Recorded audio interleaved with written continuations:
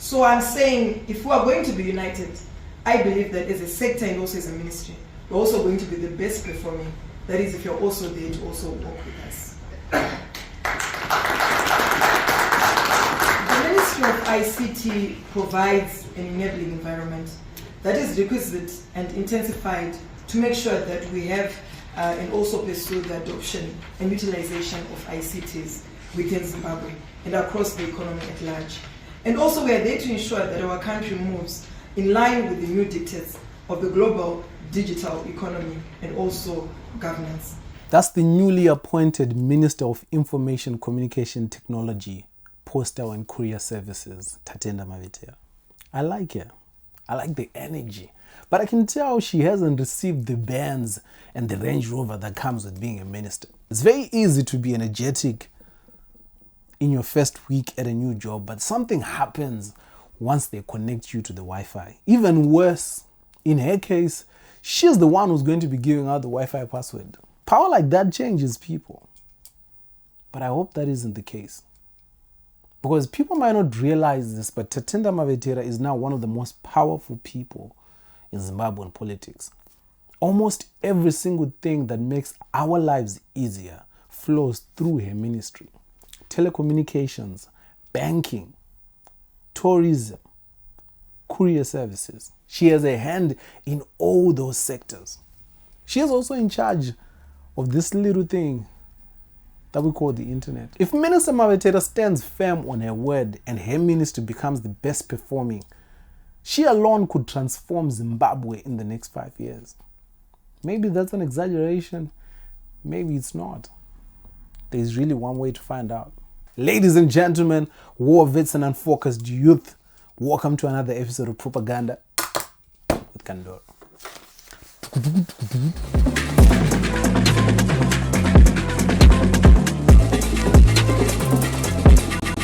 The Ministry of ICT is one of the youngest ministries. It wasn't until 2009 that our leaders finally said, this ICT thing is not going anywhere. I guess we have to make a ministry for it.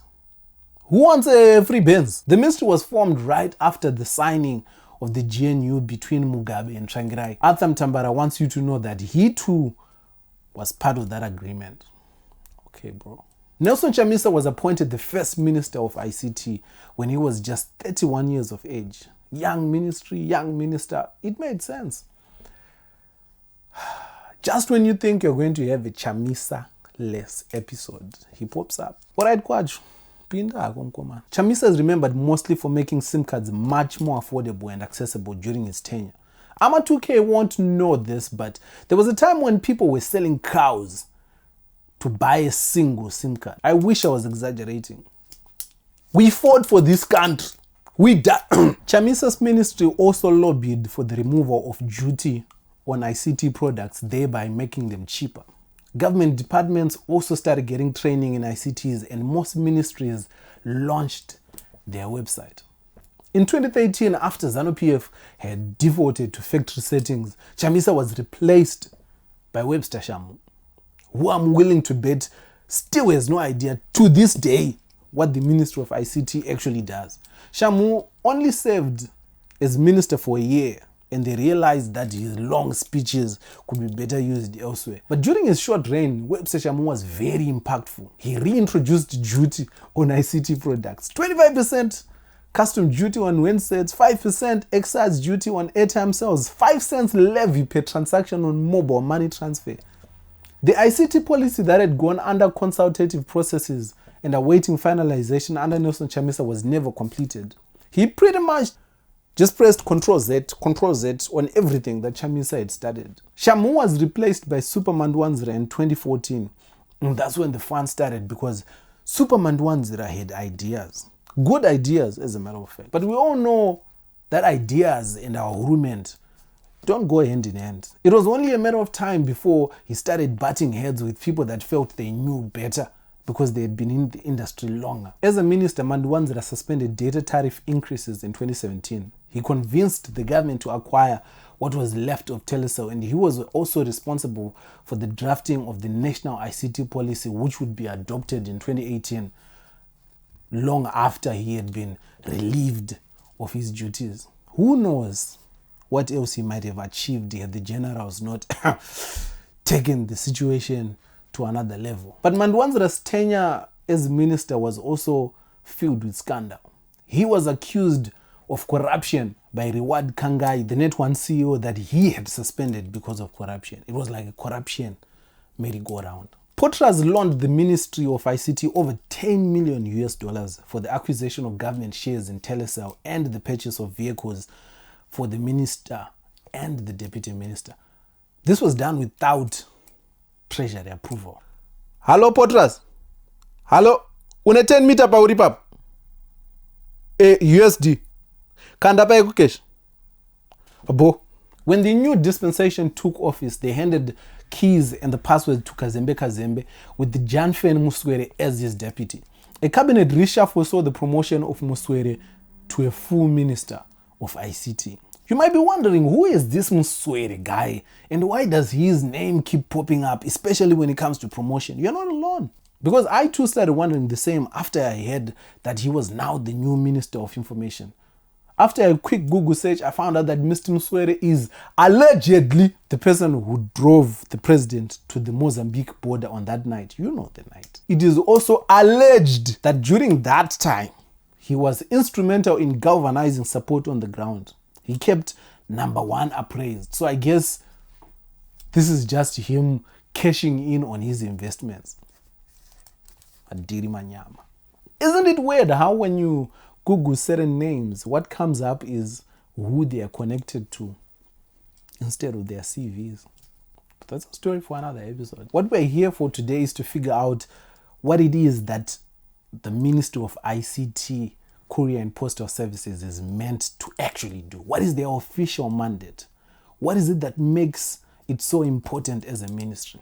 Our mission and vision in terms of the ministry is to ensure that we've got ubiquitous connectivity across the country. And certainly we are looking at a number of issues, critically the access. Do we have access? Utilization. How far have we gone in terms of utilization of ICTs?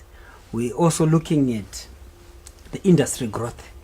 What are we doing in terms of industry growth? But as government, we've created a level playing field to ensure that players participate within the ICT sector. And also as government, we've come up with various policies, programs to ensure that there is industry growth. And lastly, we also look at governance, the area of governance. In terms of governance, the government has come up with various pieces of legislation to consolidate and strengthen the technological advancement and utilization of information communication technology.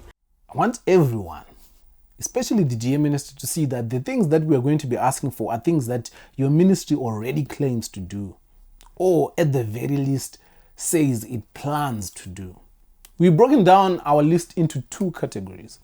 The first category is things that we consider penalties. Very easy to score, but also very, very easy to miss. The second category is, we'll just call it what it is, a wish list. These are things that we as citizens absolutely need if we're to be taken seriously as a modern society. A list of things that we hope and pray for, but based off history, there's very little chance that any of these things will happen. At least not at the pace that we need them to. But who knows? You might be the chosen one. You might be the one. So, we wish away. First on our list of low-hanging fruit is a government website. Let me rephrase.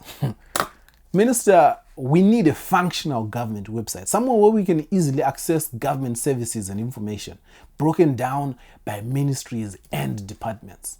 Because Minister, even your ministry website is only accessible sometimes. I'm assuming this is because, like most civil servants, it shows up for work when it wants, and most certainly clocks out at 4 p.m. But seriously though, why is the Ministry of ICT's website giving me error message? In that same breath, the use of Gmail accounts by government officials needs to be banned. Not only for security reasons, but it just looks tacky. Nick Mangwana, if a unified government email service is utilized, it would go a long way in making sure that things such as handover processes between administrations are quite smoother. The third thing on our list of penalties is coding in schools. If you're serious about achieving a digital economy in Zimbabwe in this lifetime, then coding in government schools needs to be mandatory and not just a preserve for those that can afford private education. Even with our limited resources and access, we have people like James Manyika and Strive Masiwa seen as global leaders in the world of tech. Just imagine how dominant we could be if the playing field is leveled. That whole thing about being the most educated Africans, it could be finally true. This is an ever-evolving world, and policymakers need to be as futuristic as they can be. This way, the next generation can be equipped to deal with future problems and opportunities alike. Which leads me to our final recommendation on our list of penalties: data prices. I don't even know what to call them, data or data, because hey, Minister. At this point, all of modern society agrees that internet access is a fundamental right, but not for us. Not for us. Even after factoring in that 1:1 is not gauge, data is still very expensive in Zimbabwe. Minister, can you do some for me? Now that we have the penalties out of the way, let's get to the mongo, the cracks. Dear Minister, this is our wish list. Minister, we need Zimpost to go back to its core business as a courier service. This thing of people losing their parcels or getting them after 3 weeks or having to pay exorbitant fees to get them is ridiculous. With all the infrastructure at its disposal, there is no reason why Zimpost doesn't have an app that allows people to pay and track their parcels. People would rather take a chance putting their precious cargo in the hands of a bus driver they barely know than pay Zimpost to deliver their stuff. If Bravo Tours and Eagle Liner can give people same-day delivery, then next-day delivery shouldn't be a lot to ask from Zimpost, should it? Number 2 is still Zimpost. There is a fintech bubble in Zimbabwe. Mukuru, Inbox, Access Forest, City Hopper, and many other players are competing to make it easier to send money across the country. To succeed as a major player in this arena, you need a national footprint and infrastructure. This is something that Zimpost has in abundance. Over 230 branches nationwide. There is a Zimpost in Nyanyadzi, Kamtsenzere, in Mukumbura. That advantage alone would firmly place Zimpost as the biggest local money transfer and remittance player in the country. But the real reason I want this to happen is the more players we have in that remittance sector, the lower the fees. Quick maths. Number 3, Minister, our network coverage needs to be expanded. Yes, there has been strides in mobile network coverage, but people who live closer to the borders have been left out of this so-called digital revolution. In Dande and Mukumbura, it's cheaper and more efficient to buy a Movitel SIM card than any of the local mobile network operators. In Chiredzi, the same applies. There are more Cell C lines than there are from local providers. This is all lost revenue and taxes and something that should be a priority.